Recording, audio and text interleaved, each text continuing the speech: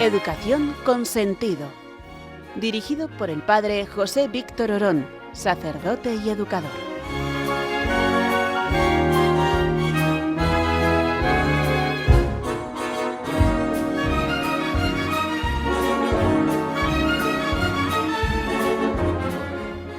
Estimados oyentes de Radio María, empezamos una nueva emisión del programa Educación con Sentido. Os acompaña José Víctor Orón. Gracias por darnos este espacio para pensar juntos la educación. Educación con sentido, pues los miércoles a un ritmo quincenal en el que reflexionamos sobre la educación católica. Hoy en concreto nos acercamos de la mano de Miriam Zenoz a nuestro mundo interior, pues solo el educador que se conoce puede ayudar al educando. Con Alfonso Aguiló reflexionaremos sobre el planteamiento inicial, básico y fundante de la identidad católica de nuestros centros. Y con un servidor, José Víctor Orón, en la pedagogía bíblica aprenderemos de Dios mismo cómo escucharnos a nosotros mismos. Como hoy ocupamos las 3 secciones del programa, no habrá propiamente preguntas en directo, pero por favor, dejar vuestras preguntas y comentarios en el email del programa educacionconsentido@radiomaria.es. Muy fácil de aprender, que es el mismo nombre del programa, educacionconsentido@radiomaria.es. Por cierto, muy amable Fernando García Jiménez, quien al final del programa pasado, pero ya sin tiempo para responderle, nos pedía profundizar en un matiz que comentó Jordi Cabanes. Él decía: cuanto más esperanzas tenemos en el alumno, menos expectativas tenemos sobre él. De forma rápida podríamos decir que se espera en la persona y que se tienen las expectativas sobre cosas. Cuanta más fe tenemos de que esperamos en la persona, pues ciertamente se pueden tener expectativas de que haga esto o aquello, pero dichas expectativas no se imponen como lo que tiene que ocurrir, porque estamos abiertos a la novedad de la otra persona que la estamos esperando. En cambio, cuando menos esperamos de un alumno, de alguien, acabamos teniendo más expectativas de que, tenga que ocurrir ciertas cosas en concreto. Bien, pues nada, tenemos este correo electrónico, Educación con Sentido, abierto durante toda la semana, todos los días. Allí todas las preguntas que vayan surgiendo las iremos atendiendo. Aclarado esto, vamos con nuestra primera sección.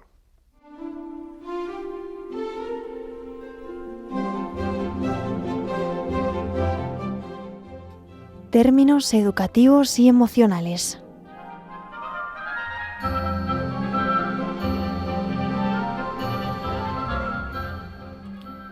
El estrés y la ansiedad son términos que hoy se usan mucho, pero no sé si los comprendemos bien. Miriam Zenoz, de la Fundación Acompañando el Crecimiento, nos descubre que aprendemos conviviendo. Es nuestra vida, más que las palabras, la que educa. Si no somos conscientes de ello, en el fondo podemos estar educando desde nuestros miedos o inercias. Dediquemos unos minutos a detenernos, a mirar dentro, a reconocer lo que sentimos y descubrir que incluso nuestras emociones más difíciles podemos también aprender mucho de ellas. Si el educador no se mira dentro, ¿cómo podrá ayudar a que un joven se mire dentro? Te escuchamos, Miriam. Muchas gracias, José Víctor. Encantada de estar aquí una vez más. Y como dices, el tema sobre el que hablaremos hoy es el estrés y la ansiedad, que son emociones tan normalizadas a día de hoy como propias de la vida cotidiana de muchas personas. Y es que cuando preguntes a un conocido con el que te encuentras en la calle, ¿cómo está? ¿Cómo estás? El estrés, los agobios, las tensiones salen solas, ¿no? Y no es que sea una conversación muy indiscreta ni que uno esté abriendo de par en par su interior. Simplemente es que nos parece que las cosas son así, ¿no? Que el mundo en el que vivimos es así y ya está. Que lo normal es vivir estresado, vivir agobiado o como pollo sin cabeza, ¿no? Como se suele decir popularmente. Es verdad que de vez en cuando uno se toma sus respiros, saca un poquito la cabeza del agua para tomar aire en Navidades, otros días en verano y otros en Pascua, y otra vez a seguir buceando, ¿no? Trabajando, viviendo en el agobio de forma poco humana, a veces con un ritmo tan rápido, siendo multitarea, ¿no? A veces escuchas, es que el coche es mi oficina, pues a veces tan centrados en las tareas que tenemos que sacar que muchas veces nos perdemos lo más importante, que es disfrutar de las personas con las que estamos cada día. Y esto, aplicado al mundo educativo, creo que es fundamental, tanto en la familia como en el colegio, porque la infancia de los niños se juega en el día a día y no vuelve, por muy estresados que estemos, no vuelve, y nuestra vida tampoco. Y el acompañamiento y la relación con los demás y nuestra propia vida podemos aprovecharla, a veces la disfrutaremos, a veces la sufriremos según momentos, pero también puede que la desaprovechemos. Y pasados unos años, digamos, como me suele decir mucha gente, ¿no? Con los hijos, me ven por la calle, disfrútalos, que pasa muy rápido sin enterarte y luego te arrepientes. Entonces, encontramos como posturas muy distintas en realidad sobre el tema del estrés y la ansiedad. Hay gente que suele decir cuando está en esta situación, viviendo estas emociones o está acompañando a otras personas que las viven, que te recomiendan el llamado autocuidado, ¿no? Mírate a ti, olvídate un poco de los demás por un momento o céntrate en tener experiencias gratas. Está clarísimo que quien te desea eso tiene una buena intención hacia ti, pero que tengamos una buena intención no equivale a ir al fondo de la cuestión, ¿no? Y a ayudar verdaderamente a saciar la sed que todos tenemos de felicidad plena. Así que cuando uno se apunta a clase de pintura para relajarse un poco, o se apunta a un gimnasio y decide hacer deporte, o cambia sus rutinas para dormir 8 horas, o se va a la capilla a rezar, hagamos lo que hagamos, lo relevante pienso que no es tanto el qué, aunque es verdad que hay algunos qués que ayudarán más que otros, pero no es tanto el qué, sino la intención con la que lo hacemos, ¿no? ¿Por qué? Porque si yo me centro en mi estrés y hago esa actividad para relajarme, pues sigo poniendo el foco en mi estrés, en mí y en eso posiblemente, lejos de ayudarme y de serenarme de verdad, me va a poner más nerviosa, porque no atiende a la necesidad interior que yo tengo, pues quizá de ver la realidad de forma más objetiva o de resituar las tareas y disfrutar de lo más importante en la vida, de las personas con las que vivo, o de agradecer, de perdonar. Es verdad que la clase de pintura no es que sea el problema. Eso puede ser para mí una excusa o un tiempo reservado para poder pensar, para hacer un trabajo y regalar a una persona o incluso para rezar, pero puede que no. De hecho, muchas veces no se hace así, sino como simplemente algo que me despista, que me hace disfrutar un rato, que me permite sacar la cabecita y luego volver a bucear, ¿no? Como decía mi abuela, quien tiene un rato bueno no tiene todos malos, pero, hombre, aspiramos a algo más que eso, ¿no? Y de hecho, quien recurre al olvido del mal que está viviendo, por un rato, ¿no? Con esta metáfora que decimos del sacar la cabeza y el bucear, probablemente ya sabe que eso no le va a llevar a un buen puerto o al puerto que desea, que es ser feliz. Pero hay veces que como tampoco encuentra el modo de realizarse, pues va y se va de un poco, ¿no?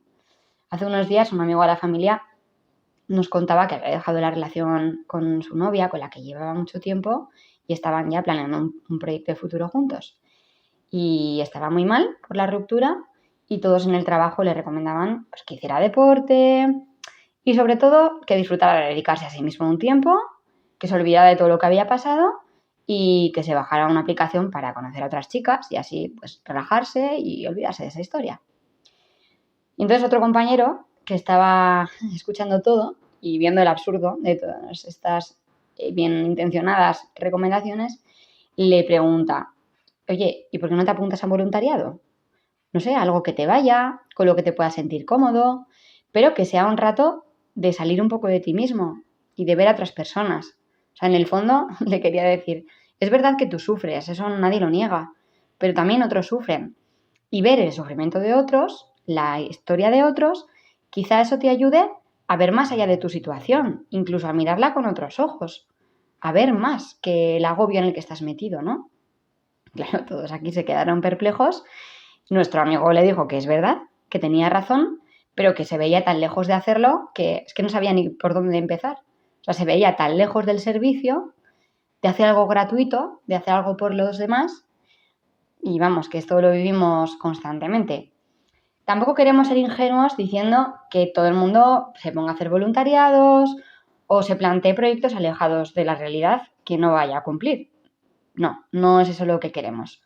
Lo que queremos en realidad es ser fieles a nuestra naturaleza y a nuestra vocación. También en las situaciones de agobio, de estrés, de tensión y de ansiedad. Porque si uno está mal cuando la vida se le tuerce, pues igual eso no es tan malo. Igual es una señal que estamos recibiendo de que igual no estamos viviendo como más nos ayuda. Que igual no estamos respetando los ritmos sanos como persona. Que necesitamos pensar. O que igual esa persona, en este caso de mi amigo, no era la adecuada. O que la forma que tengo de vivir no es la que más me conviene. Y el cuerpo me lo dice. O otras personas me lo dicen, o un acontecimiento me lo pone de manifiesto, ¿no? En realidad, si por naturaleza somos seres creados en la relación y para la relación, solo la relación con alguien nos va a hacer felices. Y un proyecto, una carrera, cualquier cosa es una cosa, es algo, y no estamos creados para vivir hacia algo, sino hacia alguien. Entonces, ¿por qué tantas veces nos encontramos viviendo contra nuestra naturaleza? Y proponemos aislarnos de los demás para ser felices, ¿no? Y mirar hacia adentro solamente, olvidándonos del resto. Se lo recomendamos a otros o lo hacemos nosotros mismos. O sea, nuestra vocación es poder acoger a los demás y entregarnos a ellos, ¿no? A cada uno de una forma singular.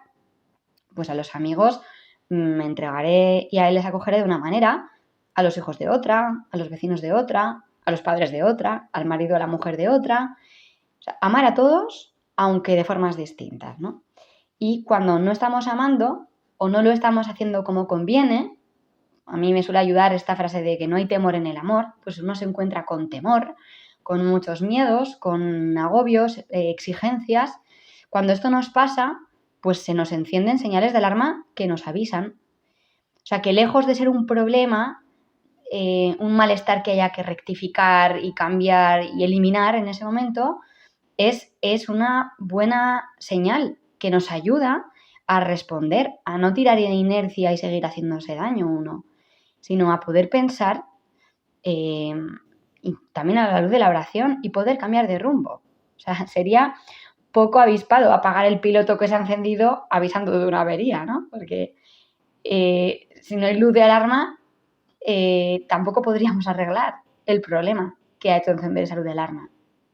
O sea, siguiendo la metáfora, nuestras emociones, nos gusten o no, también el estrés y la ansiedad, que no nos suelen gustar, y otros problemas que se derivan a veces de esas, pues son lucecitas que se nos encienden, que nos dicen pues que así no vamos bien y que nos toca pensar, porque estamos abiertos al cambio, ¿no? Porque Dios nos sueña felices y nos quiere así y nos ayuda a verlo en el día a día. Y ojalá, como decía, pues lo podamos pensar a la luz de la relación con quien más nos quiere y también con las personas humanas que nos quieren, pero también con la persona divina, ¿no? Con Dios.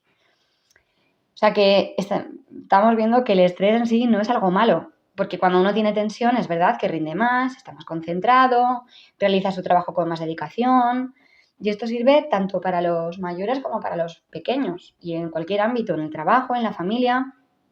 Imagínate un padre que tiene hijos adolescentes y que dice que está muy tranquilo con la educación de sus hijos. Está todo encantado, los amigos de sus hijos son estupendos, nada le preocupa, todo está bien. Hombre, pues algo raro pasaría, ¿no? Porque lo normal en un padre es estar alerta, estar preocupado, prudente como serpiente, para ver por dónde acecha el león en cada momento. Hombre, otra cosa es que ese estrés nos dispare tanto que uno no puede ni pensar o que está intentando controlar todo lo que hace su hijo, sobreprotegerle. Y entonces ahí también nos tocaría pensar por qué creo que tengo que controlar todo. Si es que yo tengo una interioridad y un camino recorrido, pues mi hijo también tiene la suya y necesita tener su experiencia de la vida, ¿no? Así que nuestras emociones, sean las que sean, hablan de nuestra interioridad y nos ayudan a conocernos, ¿no? O imagínate a un chico, ¿no? Un niño, un joven que está tranquilo con todo y tan tranquilo que ni estudia, ni se esfuerza, ni hace nada, ¿no? Porque ante la mínima tira la toalla, o sea, estrés cero, bienestar, paz y tranquilidad 100, pues eso tampoco es que sea lo deseable para una persona, la verdad. O imagínate a un niño o un joven que está feliz con sus padres, nunca protesta, nunca riñen, todo va bien. Hombre, pues algo raro pasaría. O sea que el estrés, lejos de ser algo malo, es algo natural en la vida, pero que hace falta pensar cómo se está viviendo y hasta qué punto nos ayuda o nos está rompiendo. Porque lo que más tensa y rompe a las personas es experimentar que la relación con los demás hay que ganarla en cada momento, que no es estable y segura, sino que depende de lo que nosotros hagamos. O sea, si yo saco buenas notas y soy bueno, mis padres me querrán, y si no, me rechazarán. Pero eso es lo más dañino y tensionante de la tensión mala para cualquier persona. Y así Dios no nos trata a nosotros. Así que tan necesitado de acompañamiento está el que no se tensa nada o aspira a vivir así, en estado de calma absoluta, que es lo más parecido a estar muerto, como quien vive a gusto en el fango de la ansiedad, pensando que es el precio que tiene que pagar para ser exitoso en esta vida, ¿no? Porque es una vida que pasa, que dura un tiempo, que no es eterna.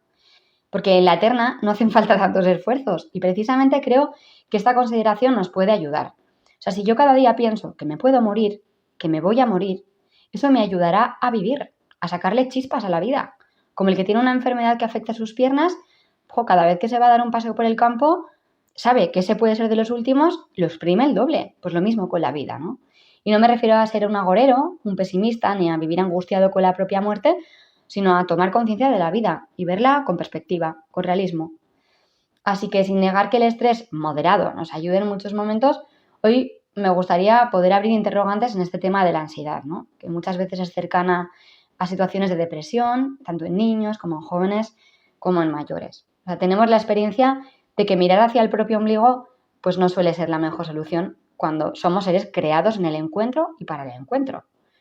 Así que centrarse en la afectividad propia sin considerar el sentido de la vida tampoco parece una solución muy profunda, pero ¿cuántas veces nos encontramos haciendo propuestas individualistas cuando ahí no está el quid de la cuestión?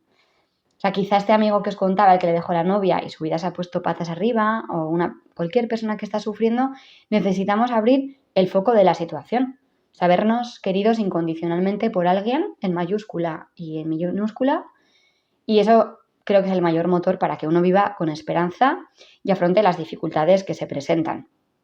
Eso, además, nos aleja de todo moralismo, de toda simplificación, nos ayuda a partir de nuestra realidad más concreta para poder comprender nuestra vida, acogerla, aceptarnos, sabernos queridos por Dios Padre y mirar hacia Él, que sea nuestro camino, nuestra verdad y nuestra vida. Así que, por ir terminando, nuestras emociones, también las que menos nos gustan, pueden ser una puerta hacia nuestra interioridad. Una interioridad herida, pero creada y habitada por Dios al mismo tiempo. Y como dice el Salmo, ¿a dónde iré lejos de tu aliento? ¿A dónde escaparé de tu mirada? Pues ojalá podamos evidenciar cuáles son estas emociones de estrés, de ansiedad que estamos viviendo y podamos pensar qué nos están diciendo de nuestra forma de vivir y relacionarnos con los demás y nos puedan llevar a una mejora de nuestra vida y de nuestras relaciones con los demás. Bueno, espero haber ayudado a nuestros oyentes y, por extensión, a todas las personas que tenemos cerca en situaciones de estrés o de tensión.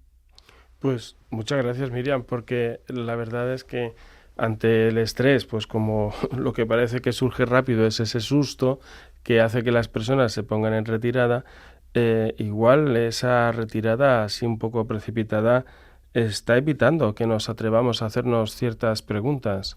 Y tú la verdad es que desde la serenidad, ¿no? y la buena presentación pues nos ayuda, ¿no? A que nos hagamos grandes preguntas, a dejar de lado culpabilidades externas, propias y de todo, y a preguntarnos de verdad, ¿no? ¿Por qué lo estoy viviendo de esta forma, ¿no? Y descubrir que la vida no es simple, sino que son muchos los elementos que se entrecruzan y necesitamos conocerlos todos. Muchas gracias, Miriam. Mira, pues pasamos ahora a escuchar una canción que nos recuerda que en el fondo es en Él en quien descansamos. Necesitamos huir de esa patología de tener que estar controlándolo todo que está tan asociado al estrés y a la ansiedad. Podemos entrar en confianza de que Él es nuestro Padre de verdad y no de una forma ficticia. Es el Señor quien nos consuela, pero Él no es un consuelo. Él es Dios. Escuchamos.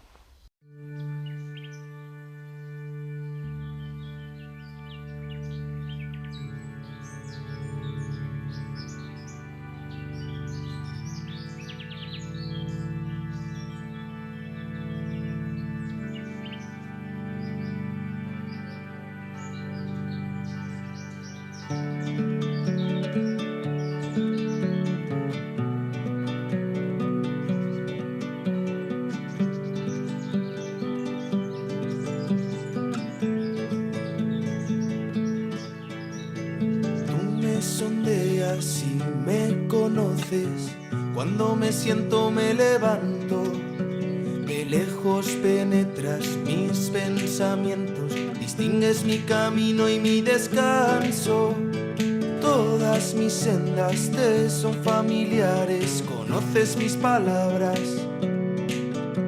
me estrechas, me cures con tu palma, tanto saber me sobrepasa. ¿A dónde iré? Lejos de tu aliento. ¿A dónde escaparé de tu mirada? Allí estás tú. Allí te encuentro.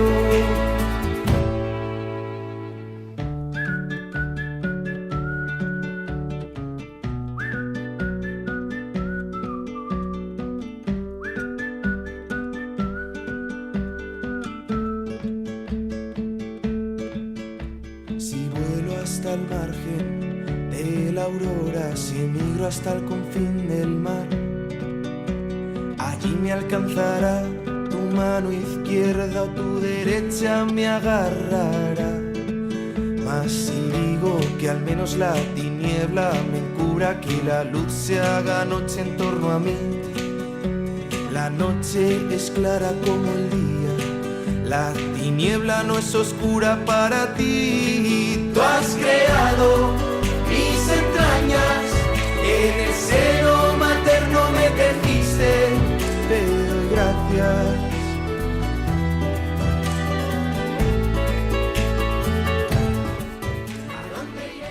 Pues en Él confiamos porque sabemos que Él está. Que podamos verle, que podamos no verle, pues no deja de ser una cuestión como más coyuntural. Lo que a nosotros nos descansa es saber de su presencia, ¿no? Pues bueno, y lo que no ven los ojos, pues lo ve la fe, ¿no? Preste fides supplementum. Pues bien, vamos a dar un cambio de giro, vamos a entrar en esta segunda sección, ¿no? Y desde aquí, pues nos vamos, de la mano de Alfonso Aguiló, presidente de CECE y de la Red Arenales, a reflexionar sobre la identidad católica de nuestros centros.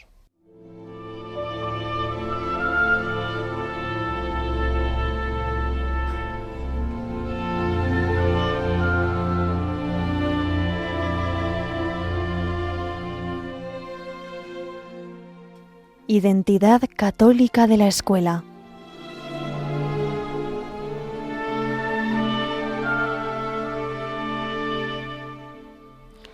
¿Sabías que muchas de las escuelas y universidades que hoy consideramos modernas nacieron del corazón cristiano? La razón última de por qué educar, tal y como lo conocemos hoy, hunde sus raíces en la fe. A lo largo de los siglos, la fe ha inspirado a educadores que vieron en cada persona una dignidad única y una vocación a desarrollarse plenamente. En los próximos minutos, Alfonso Aguiló nos ayuda a reflexionar sobre esto. Una educación que no solo enseña, sino que busca formar el corazón, la mente y el alma. Adelante, Alfonso. Muchas gracias, José Víctor. Encantado de estar aquí para hablar sobre cómo la identidad cristiana ha sido una gran fuerza inspiradora toda la historia de la educación. Bueno, si miramos con atención la historia de la educación, podemos ver enseguida que la identidad cristiana pues, ha sido la principal fuerza inspiradora de la escuela tal como hoy la conocemos. Nos ha hecho ver a cada alumno como portador de una especial dignidad, una dignidad propia de alguien creado por Dios, y el desarrollo de la escuela en Occidente se ha construido sobre las grandes aportaciones de una serie de santos que abrieron camino a formas de entender la educación o de ponerla en práctica que resultaron decisivas porque no solo hicieron sabias consideraciones sobre cómo educar, sino que crearon instituciones que lo hicieron realidad y se extendieron enseguida por todo el mundo.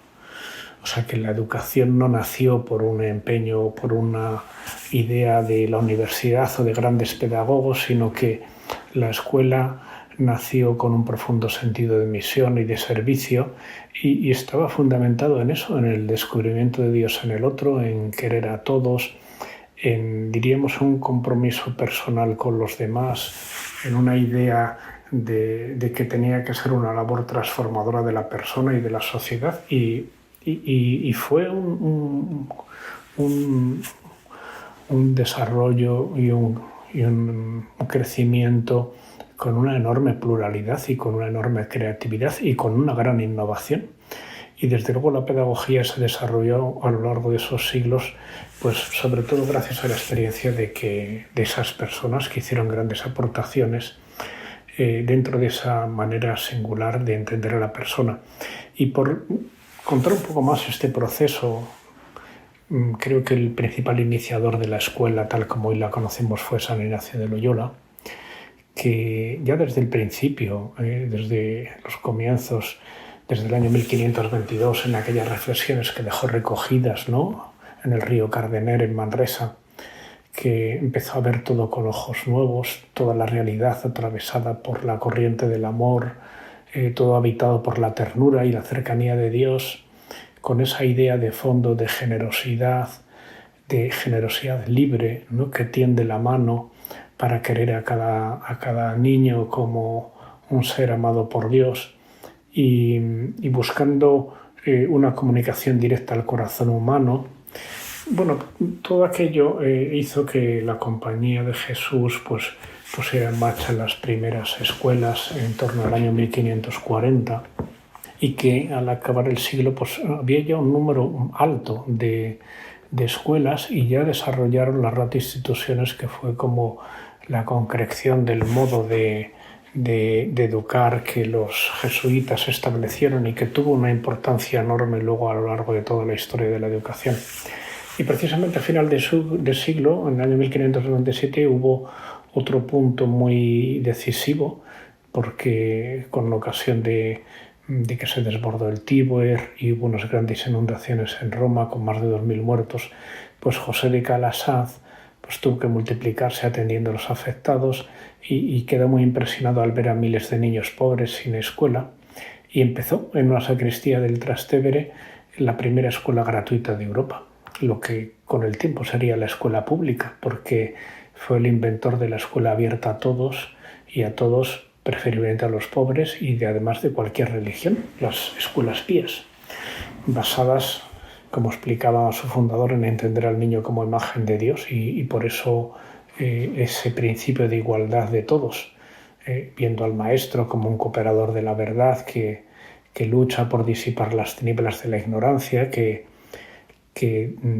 libera al niño de la esclavitud intelectual y moral que tiene la ignorancia y así le ayuda a alcanzar la felicidad. Luego, 10 años después, ya en el año 1607 en Burdeos, Juana de Lestonac inicia, con 51 años que tenía entonces, la Compañía de María, la primera orden religiosa femenina dedicada a la enseñanza. Y tuvo una idea que ahora resulta lo más natural, nos parece a todos lo más natural, pero entonces no lo era en absoluto. Y es que se propuso escolarizar también a las niñas.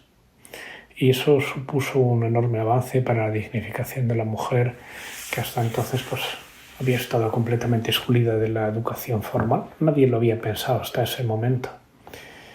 Luego, ya en 1633 en París, pues Luisa de Marillac funda las Hijas de la Caridad, dedicadas a la atención de los más pobres, de los más necesitados.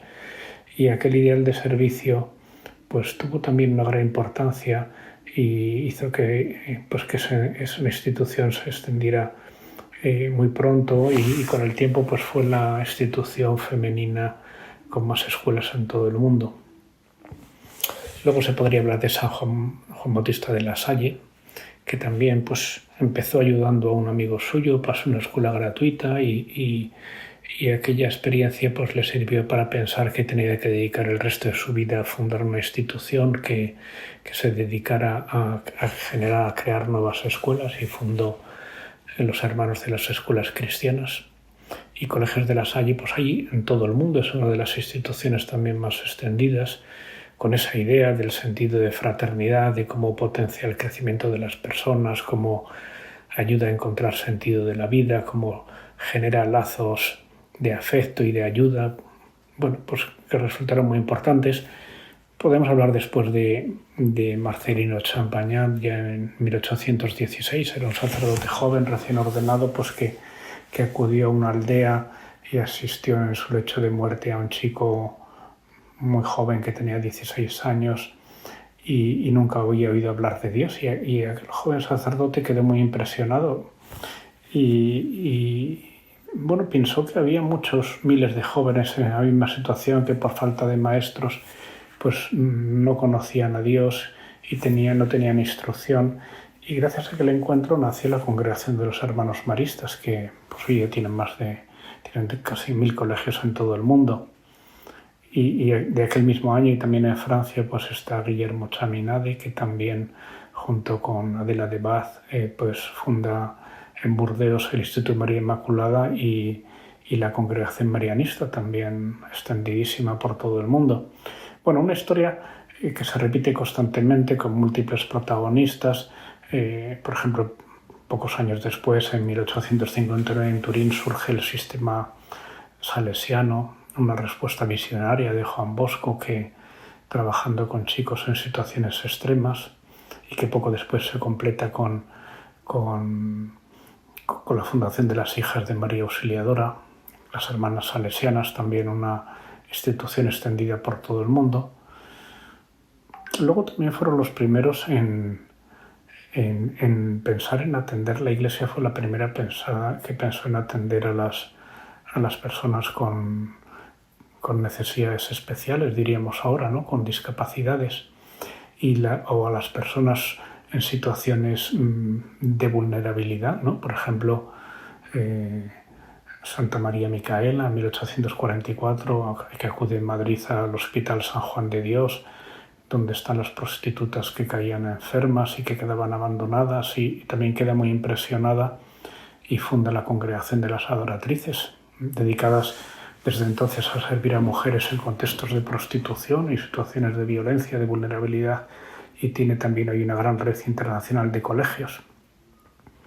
Luego, una idea que me gustaría comentar ya en el siglo XX es la idea de una nueva visión que trae el padre Poveda, San Pedro Poveda, cuando funda las primeras academias en 1911 y residencias dirigidas a chicas que se preparaban para estudiar magisterio, para hacer oposiciones y trabajar en la escuela pública, ¿no? Acababa de permitirse en España que la mujer accediera a la universidad, e inmediatamente pues se dispuso a esta idea, ¿no? Con los ojos puestos en el ejemplo de los primeros cristianos, invita a esas mujeres a humanizar la historia, uniendo su esfuerzo a todos los que trabajan como funcionarios en los centros de enseñanza. Y en esa misma línea, un poco de tiempo después, su amigo José María Escrivá introduce otro enfoque innovador, ¿no? Que es impulsar la creación de centenares de proyectos de clara identidad cristiana, pero no promovidos por la institución, sino promovidos y dirigidos de modo autónomo íntegramente por laicos, que fue un modo de actuar que responde al protagonismo de la libre iniciativa de los laicos, que luego resaltó el Concilio Vaticano II, y que la idea es que son personas que ponen en marcha proyectos educativos con plena secularidad y al tiempo con un claro afán evangelizador, pero empleando sus propias capacidades y sus propios recursos sin comprometer a ninguna estructura de la Iglesia. Bueno, se podrían poner centenares de ejemplos de instituciones de la historia que han nacido para atender todo tipo de necesidades, que han sido hombres y mujeres que, por ejemplo, pues fueron los primeros, como hemos dicho, en escolarizar a las personas sin recursos, los primeros en escolarizar a la mujer, los primeros en ocuparse de las personas con discapacidad, los primeros en escolarizar a los que nadie llevaba a la escuela. Bueno, y eso fue una inculturación de la fe en la educación que impulsó pues, a muchas instituciones, a muchas otras instituciones a desarrollar y compartir esos ideales de misericordia y de ayuda. Y son iniciativas que arraigaron en pueblos y culturas muy diferentes e impulsadas por todos esos deseos de caridad y de servicio, enmarcadas, por supuesto, en un deseo valiente de evangelizar. Y luego, pues, claro, cuando hoy se ve la escuela pública, pues no, la escuela pública no nació de un empeño de los estados, sino que más bien fue ligado a un momento histórico muy concreto con motivo de la Revolución Francesa, la nacionalización de los bienes eclesiásticos, porque la Iglesia Católica de Francia era titular de numerosas instituciones de enseñanza y al nacionalizarse todo ese patrimonio, pues la gestión de todas esas actividades de educación quedó encomendada al gobierno. Y el gobierno pues impulsó todo aquello, resultó importante, ¿no?, para el establecimiento del Estado moderno. Y bueno, la Escuela de Inspiración Cristiana supo adaptarse a aquel enorme cambio y aceptó la irrupción de los poderes públicos en un ámbito donde antes no había regulación ninguna, y supo adaptarse, sumar esfuerzos a los del Estado para que la educación pudiera llegar a todos lo antes posible, y demostró con eso pues una gran rectitud en estar a servicio de todos, porque todo este trabajo que ha hecho la Iglesia no lo hacía pensando en la Iglesia, sino pensando en la sociedad entera. Y bueno, pues espero que estas reflexiones hayan resultado de interés a nuestros oyentes y nada más. Muchas gracias por vuestra atención. Pues gracias a ti, Alfonso, gracias. La verdad es que da gusto escuchar este repertorio de personas que han mirado al mundo de forma distinta, que han mirado a las personas de forma distinta, porque a veces pues uno ve a un pobre o ve a una prostituta, como ha sido mencionando, ¿no? Y cuántas veces pues la mirada a veces parece que no puede descubrir la humanidad y la imagen de Dios en ellos, ¿no? En cambio, encontrar tantísimas personas que han sabido mirar, que han sabido ver esta imagen de Dios, ¿no? Y esto es muy importante para hacer que de aquí nace la educación, de personas que han sido movidas en su corazón para poder ver al otro, ¿no?, con todo quien es. Pues y esto nos ayuda también para entrar en esta canción, ¿no?, que habla de la elección, porque Dios sigue eligiendo hoy en día a personas que puedan iluminar, y no con su luz, sino con la propia forma que tiene Dios de mirarnos a nosotros, ver al alumno como alguien realmente inspirado y presencia de Dios para nosotros.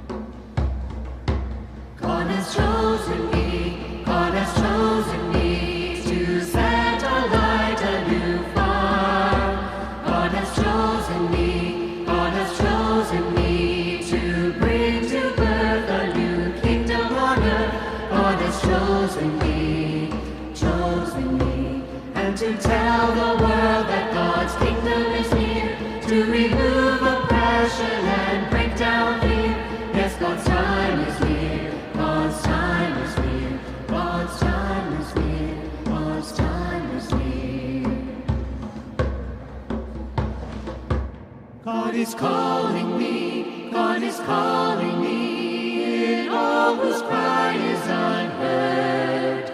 God is calling me, God is calling me, to raise up the voice with no power or choice. God is calling me,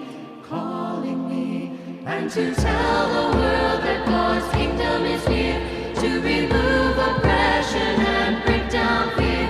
Yes, God's time is near, God's time is near, God's time is near, God's time is near. Pues querido oyente, yo espero que estéis disfrutando pues tanto como yo, porque en estos programas de Educación con Sentido, a la que siempre podéis mandar pues un correo electrónico con preguntas, dudas o simplemente con comentarios, la verdad es ir escuchando cómo cada una de estas personas que nos acompañan van aportando luz sobre esta educación católica, ¿no? Y toda la riqueza que hay, incluso también en esta forma como, bueno, de miscelánea, ¿no? De temas que vamos cruzando, que se puedan ver toda esta luz que tenemos delante. Pues vamos a entrar a la última sección de este programa de Educación con Sentido. Esta sección se llama Pedagogía Bíblica y vamos a aprender de Dios mismo la forma de educar.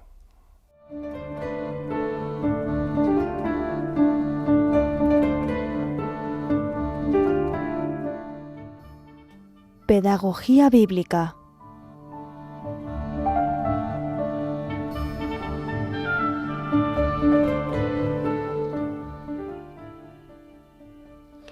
Tenemos esta primera emisión de Pedagogía Bíblica para descubrir la importancia del acompañamiento, de enseñar a escuchar y discernir la voz interior del alumno, sin que el educador, padre o profesor, la suplante. ¿Qué significa acompañar a alguien para que aprenda a reconocer su propia voz interior y responder desde ella? Pues bien, nos vamos a inspirar en un texto bíblico para profundizar en ello. Escuchamos el texto bíblico de referencia que va a ser del primer libro de Samuel, el capítulo 3.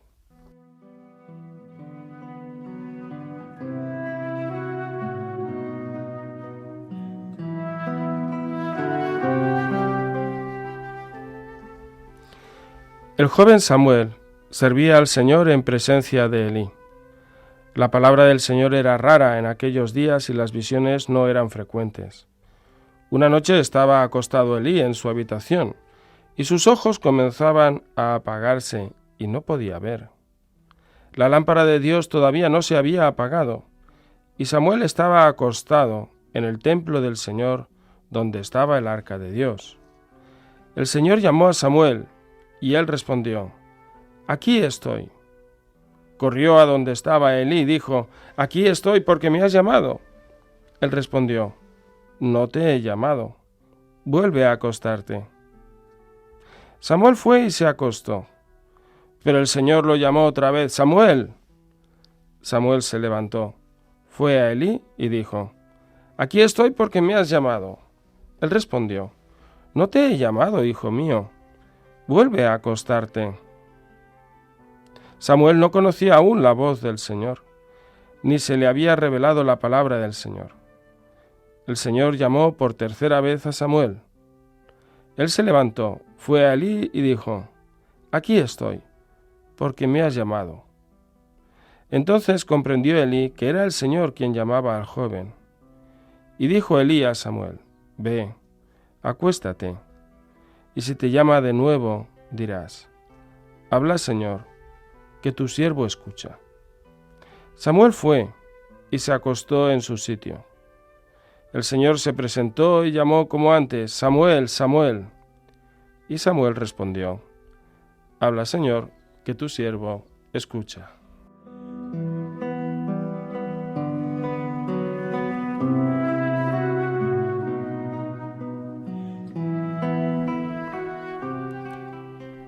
Fijémonos que la pedagogía de Elí no consiste en dar respuestas ni ocupar el lugar de Dios, sino enseñar a Samuel un modo de responder. El verdadero educador es mediador, prepara el terreno para que el educando reconozca su voz interior y asuma la responsabilidad de su propia respuesta. Educar es, pues, formar en la escucha, en el silencio y en la disposición a dejarse interpelar. Elí le dice a Samuel: «No te he llamado, vuelve a acostarte». Es decir, Elí no confunde su voz con la palabra de Dios. Elí no sabe qué es lo que hay que escuchar, pero sabe que Dios habla en el interior del joven. Elí no piensa que está ante un pobre Samuel que hay que enriquecer, sino ante un rico Samuel, en voz de Dios, y vale la pena que ese diálogo salga. Elí no piensa que está ante una especie de deficiente o minusválido espiritual que tiene que adoctrinar, sino que está ante alguien que es capaz de Dios, como diría San Ireneo.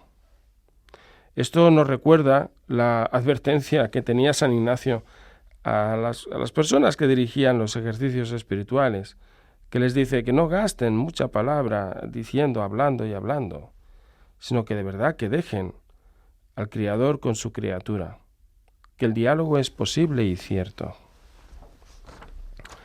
También le recomienda que conteste: «Habla, Señor, que tu siervo escucha». Elí le dice que se ponga en la postura de siervo, de quien lo recibe todo. Elí ha rechazado antes ser él la referencia y señala a Dios como referencia. Subrayar que Elí no ocupa el lugar de Dios, sino que le da a Samuel las palabras para responder.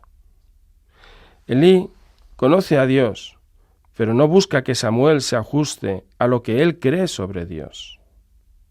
También esto es muy importante en la docencia, pues muchas veces los profesores no hacen como Elí, pues piensan que el niño tiene que alcanzar parte del conocimiento del profesor. No es esa la clave. De la misma forma que Elí ayuda a Samuel a que Samuel se abra a Dios, el docente debe ayudar al alumno a que éste se abra a la realidad y que el alumno escuche su propio interior cuando se encuentre frente a esa realidad. El objetivo no es conocer lo que piensa el profesor, sino acceder a la realidad y conocer y discernir por qué la realidad resuena en mí de una forma concreta. Elí no cree tener controlado a Dios como para decirle a Samuel: «A ver, Samuel, mira, siéntate, escúchame, que yo te lo voy a explicar». No hace eso. El docente que cree tener controlada la realidad que enseña no conoce los límites de su conocimiento ni el alcance de su profesión. Si el docente tiene claro que además de saber su materia, tiene que saber enseñarla, pero además tiene que saber enseñarla a un niño concreto, con una vida concreta, entonces tomará una postura humilde como Elí. La realidad a estudiar no es sólo la realidad objetiva que se nos presenta delante, pues la materia en cuestión, sino también es la propia persona que conoce. ¿Por qué esa materia resuena en mí de una forma concreta? No te quedes contento con enseñarle tus pensamientos al niño. Ayúdale a que entienda lo que él ya piensa, lo que él ya quiere, lo que él ya siente, porque ya hay vida y resonancia en el interior del niño. La tarea del educador, más que imponer contenidos, consiste en enseñar modos de escuchar y de apertura a la realidad con toda su complejidad. Pero podríamos preguntarnos, ¿cómo va el alumno a pensar que tiene que escuchar algo de sí, si sus mayores, padres y profesores, no muestran interés en escucharle, sino en que le escuchen a ellos? El niño se llevará una sorpresa cuando descubra que sus mayores, sus padres, sus profesores, están realmente interesados en saber qué está pasando dentro de él. Ah, pero es que dentro de mí hay algo que escuchar. Sí, dentro de ti está Dios mismo. Cuando el docente no muestra interés en la vida interior del niño, pues le está enseñando a vivir al margen de su interioridad. Le enseña a ignorar en el fondo que es persona. Fíjate que es una forma donde en el fondo decimos, aquí lo que vale es esto que yo puedo identificar. En cambio, tu mundo interior, pues lo dejamos para luego. La persona cuando se acaba subrayando tanto que lo importante es una simple adquisición para la repetición de conocimientos, acaba pensando que en el fondo lo que hay dentro de ella pues tampoco tiene tanto valor. Conocer la realidad también es saber por qué la conozco como la conozco y conocer mi forma de conocerla. Y todo eso es entrar dentro de la vida de la persona. No hay que salir del propio trabajo docente para tener en cuenta la interioridad del educando. El educador necesita crear espacios de silencio y de confianza para que la palabra de interior del niño pueda emerger. Y me gustaría poder acabar con distintas aplicaciones. Aplicaciones a los docentes, aplicaciones a la familia y aplicaciones también a todos los que nos oyen, sea cual sea su situación. Vayamos con los docentes. Reflexión. Invitamos ahora a que nuestros oyentes, que sean docentes, traten de recordar si han vivido la experiencia de que un alumno haya cambiado interiormente, no porque escuchó al profesor, sino porque el profesor escuchó lo que había en el interior del alumno. Yo puedo decir que cuando el niño se siente escuchado, ese niño de forma natural empieza todo un proceso de crecimiento. Te hago una propuesta. Interésate por la voz del alumno. Convierte lo que el alumno piense en tu materia de estudio. No te quedes contento con lo que dice el alumno, más allá de que sea un acierto o un error, sino que el alumno te vea apasionado, queriendo conocer por qué él piensa lo que piensa. Si lo que te interesa es el resultado, pues cuando diga algo, pues tú dirás bien o mal y según toque. Pero si lo que te interesa es el interior del niño, entonces hace falta saber preguntar por qué, pero no por corregir sencillamente el resultado, sino algo mucho más profundo que obviamente acaba llevando a acercarse totalmente a la realidad, saber lo que está pasando en el interior de este niño. También podemos hacer una aplicación a las familias y ofrecemos esta reflexión. Padre, madre, pregúntate, ¿cuándo fue la última vez que escuchaste a tu hijo sin interrumpir, sin corregir, sin dar consejo? Obviamente no se te está diciendo que no corrijas o que no des consejos, pero ¿no hay ningún espacio para dejar que su voz salga tranquilamente? ¿Hace falta que salga siempre y inmediatamente corregida, sancionada, arreglada por una voz adulta? Podemos abrir esos espacios de reflexión y podemos abrir esos espacios de comunicación. De verdad que si el niño se siente escuchado, querrá también escuchar. Propuesta en las familias.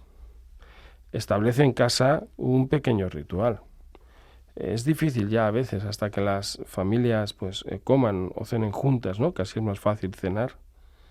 ¿Y por qué no en la cena poder abrir este espacio para dejar que cada uno diga qué ha resonado en su interior al vivir las cosas que ha vivido? Que no solamente cuenten lo que han vivido, que desde luego ya sería un avance, que cada uno contara lo que ha vivido, sino cómo lo ha vivido. Y si queréis más todavía, pues por qué lo ha vivido, cómo lo ha vivido. Y hacemos también una aplicación final a todos los oyentes, una reflexión. Hay algunos que pueden decir, es que Dios no me habla. Y la pregunta sería, ¿y si Dios sí que te habla? Pero que, como dice algo distinto de lo que uno quiere escuchar, es más cómodo decir, Dios no me habla. Entonces podríamos preguntarnos, ¿qué voces están ocupando tu mente a diario? ¿Estás dejando espacio para escuchar a lo que ya resuena dentro de ti? ¿O todo está lleno de ruido y de respuestas rápidas? Una vez en una convivencia, un chico, pedimos a todos los chicos, ¿no?, que entregaran los aparatos de música, y lo hicieron, eran buenos chicos, hicieron caso. Y al cabo del rato vino uno y me dijo, devuélvemelo, José Víctor, no puedo, no aguanto. Digo, ¿qué pasa? Dice, es que si cuando no hay música me oigo a mí y no me gusta lo que oigo. También podríamos, ¿no?, aprender de este chico y preguntarnos, ¿y cuando te oyes, qué oyes? ¿Qué estás escuchando? Probablemente sea una mezcla de todo, no lo sé. Escuchas a tus heridas, a tus miedos, tus ilusiones, tus angustias, tus esperanzas, todo junto. ¿Y cuál es la voz de Dios que se cruza en todas esas voces? Podemos hacer ese discernimiento sereno ante el Señor y poder preguntarnos cuál es la voz de Dios que está en nosotros, que se está cruzando con todas las otras voces. Propuestas. Mañana, por la mañana, al levantarte, te animaría a hacer como el pequeño Samuel y que tu primera frase sea: habla, Señor, que tu siervo escucha, porque el Señor te está hablando. Queridos oyentes, yo creo que todo esto es realmente motivo de alegría, porque podríamos decir, tienes una visita dentro de ti. En el fondo creo que este pasaje podríamos decir que es como muy agustiniano, porque ¿no? Agustín que iba buscando por fuera, y dices, pero va, si tú estabas dentro de mí. Ojalá esta reflexión te haya despertado más preguntas que certezas, y así podrás preguntarte cuáles son, y cuáles son esas voces que surgen dentro de ti. Pues muchas gracias, querido oyente. Si te quedan dudas o quieres comentarnos o lo que fuera, acuérdate que tienes el correo educacionconsentido@radiomaria.es. Un servidor va a ir atendiendo todos los mensajes. La fecha del próximo encuentro será el 29 de octubre. Ese día volveremos con José Manuel Domínguez para conocer los objetivos del acompañamiento educativo, con Jordi Cabanes, para conocer distintas percepciones sociales sobre la educación, y con un servidor, José Víctor Orón, con pedagogía bíblica, en concreto una mirada nueva desde el texto del Buen Samaritano. Recordar que todo se queda grabado en los podcasts de Radio María. Quedamos convocados el 29 de octubre a las 9 en España, 8 en Canarias. Os dejo ahora con los informativos de Radio María.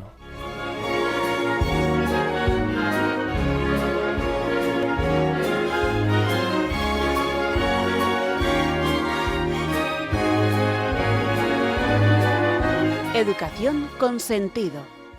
Dirigido por el padre José Víctor Orón, sacerdote y educador.